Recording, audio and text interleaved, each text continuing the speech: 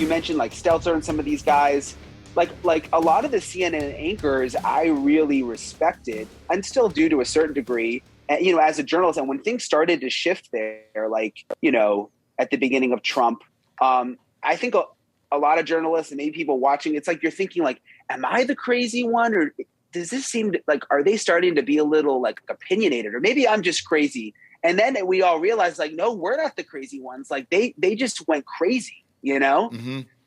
Yeah, and they did, and I think they did for ratings, to be honest with you, because as you watched it over the years, CNN rocketed once Trump got into office, and it was Trump wall-to-wall all day. Even now, if you flip it on, they're still trying to, it's just wall-to-wall J6 coverage, and that's it. Maybe a little bit of Ukraine dashed in there, just a Salt Bay dash of Ukraine sprinkled in on top of it, but that's their bread and butter because they can't talk about anything that Biden's doing whatsoever, because that goes against their base and everybody who's currently watching, and that's going to piss off their advertisers. So, yeah, I don't know. And same with Fox, by the way. I'm not saying CNN or Fox is better than CNN. It's the same way with Fox, where they're going all in the same way that CNN did. But Fox's ratings have been massive for so long that it's like, all right, well, shit. How do they change, and why would they change? To be honest with you, once you're making that money, huge. I know, and it's staggering. Dan is on Tucker Carlson a lot. He goes on, a couple times a month, and I did a 1 hour sit down with him. What was that? Fox Nation? Yeah, Fox Nation. Yeah. And it's like their ratings are so massive, and it reaches so many people. Even as large as Drinking Bros is, my grandfather was even like, I saw your co-host on Tucker Carlson, and I was like, you don't even watch this show, homeboy. But you know what I'm saying? It was like, it was a Friday night too, and he was watching Tucker Carlson on a Friday night, and these ratings are so massive for Fox, they're never going to stop, because that's a gravy train that keeps on going. Well, yeah, I think the thing is like I don't have a problem with Tucker Carlson. I just think like, obviously I'm on the inside of the industry, so I know when I watch someone like him that it's not news. You kind of watch it. Again, kind of like we're talking about the hearings, you take from it what you want, and maybe other stuff you're like, oh, I don't really agree with it. This is an opinion show. But I think a lot of people don't see the line. And I've got a lot of friends who worked at Fox and who work at Fox. And I think the Fox now is a lot different than the Fox pre-Trump or the Fox 10 years ago. I think they used to be really, they had a strong line between opinion and news. So they had a news division that would do the news during the day, and then they had the opinion hosts at night. And there were rules that the opinion folks didn't mess with the news people, and that they let them do their thing, and then the opinion people did their thing. And I think remember there was all that backlash when Fox viewers started to think that Fox was hard on Trump, and a lot of them left and went to like Newsmax and these other places. And I think that Fox got nervous because there was a time where they were starting to like lose a lot of viewers, where people, these hardcore Trump supporters were thinking that Fox was hating on Trump. So I think now, like you said, it's a business model. I mean, they don't want to make any of those people mad. So it's all sort of merged into this one opinion news machine. Yeah, because, Dan and I own a media company. We got about 13 shows over here, and it's like, if ratings are going well, I'm certainly not going to tell anybody to stop. And I think Fox is the same way. CNN is the interesting one because, they've got so many big salaries that not only could they get rid of the salaries and start over, but you also just have nowhere to go since the entire media is left. There's nowhere to go there, so I think that they're forced into starting over. Whereas you guys are the most interesting case because you're all brand new, you're all in the middle, you're not going back from something. Because don't you think that if CNN does go to the middle, there'll be a ton of backlash from all the people on the left who watch them on a daily basis? Yeah, and I just don't think it's possible. I mean, how do you do that with all the people who have gone totally left?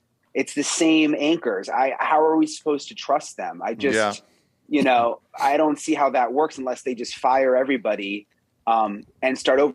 And the thing about CNN, I mean, at least when you watch Fox and MSNBC, it's like you kind of know their shtick. They almost like, they're kind of open about it in a way, CNN, it's like they just try to make you feel bad. Like, no, we're doing just the news. And like, if you question that we're opinionated, like you're wrong. and you're the one who's wrong. We are straight news people. You know what I mean? And like they almost like try to make you feel bad about it all the time. Yeah, it's strange. And then MSNBC kind of just trickled off, and they're getting rid of Maddow. I don't know how much longer that'll be a network. Is Jen Psaki starting there? Yeah, well, we'll see. Their ratings are big too, though. Yeah. Their ratings for are MSNBC. Big. I mean, they're not with Fox. Oh yeah, I mean Fox is like king, but MSNBC is right there below Fox, and then you got CNN way down there. So MSNBC does really well. Yeah, I think. Forgive me. Yeah, who are the anchors, Dan? Who's bringing it in? Because Maddow's at once a week. Solis is over there. Chris Hayes is over there. Lawrence O'Donnell, I think, is still there. Joy Reid. Joy Reid. One of the most awful human beings in existence, Joy Reid. Yeah. But yeah, I think CNN's or MSNBC rather is probably going to be the cozy landing spot for a lot of the ejections from CNN. Got it. I don't know. Yeah, I could see that. There's not a leftist media startup in our future. Right. Like it's been done. That's the industry standard. It would be like it's just not going to happen. Right. So they got to go somewhere. I think it's probably going to be there. Yeah, that would make sense. Yeah, it's so hard to because, like you said, how do you trust these people after hearing their opinions? Because I'm with you. I think they're opinions. How do you trust them after hearing opinions for all these years, and then they're going to do hard-nosed journalism? And I don't. Go ahead. Sorry. No, you go ahead. You go. No, I was just going to say I don't think that the anchors are necessarily going to want to change either. Because in some ways it's easier to do what they've been doing. I mean, you pick a side, you get all these people who love you because they agree with you on Twitter, and you develop this like fan base, and you just tell them what to think and they believe you. I mean, that's kind of easy in a way. I mean, we could all do that pretty easily. It's a lot harder every day to think, oh my gosh, like how do I do this story fairly? Because it's so complicated, Right. I wouldn't be surprised if they went back to the middle 2000s Fox model, which is 7, 8, and 9 p.m. are your editorial people, and during the day you just go back to straight up news, right? Instead of Aaron Burnett for 3 hours in the middle of the day just spouting liberal propaganda the whole time. Right. Like, just give me the news, man. I just want to know what the fuck's going on. Yeah. So, and it begs the question, I guess.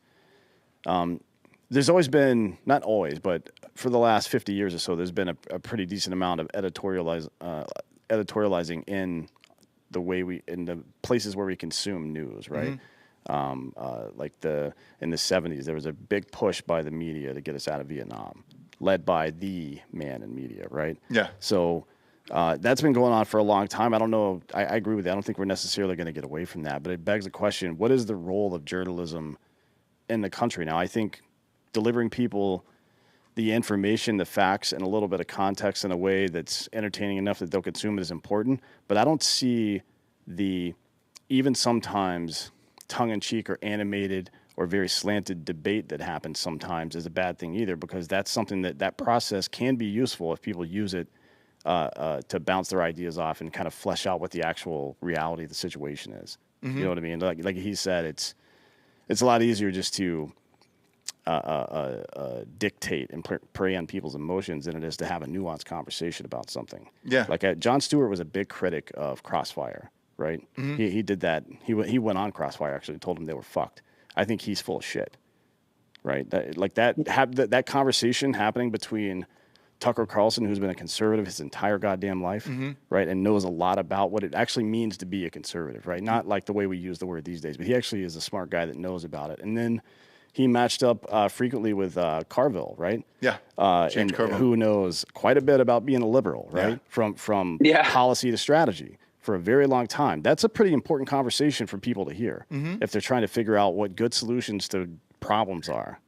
And I just and that was like one of the first shows like that, wasn't it? That's the first one that I can really remember watching. Yeah, it was. Yeah, it was the only one. Bill Maher did one early 2000s. He ended up getting nuked for it for that 9/11 joke.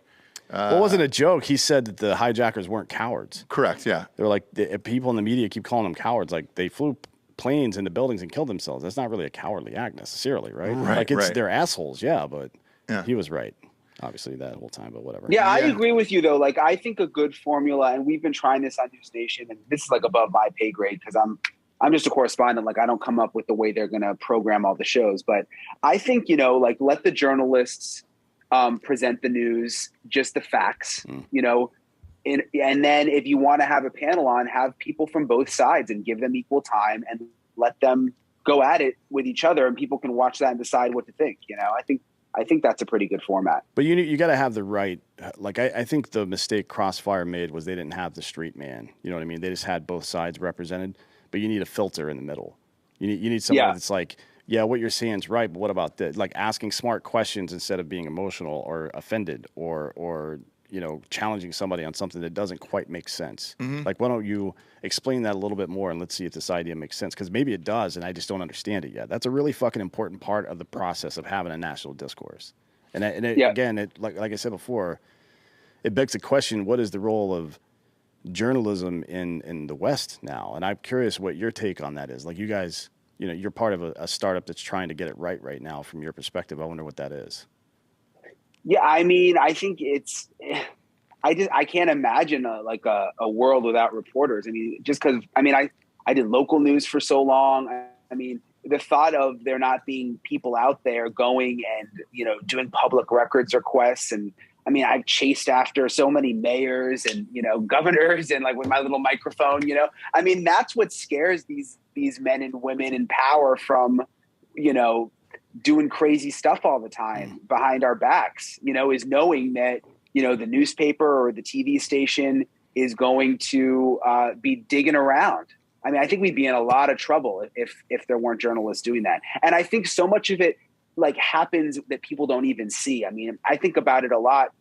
I'm working on like 10 stories at one time, and maybe one will make air in the next 6 months. But that doesn't mean like I haven't been like emailing people constantly and putting in public records requests, and like they're totally freaked out that we're, you know, looking into whatever we're looking into. Like, if there were people doing that all the time, do you know how much like the government would get away with? It would be crazy. Sure.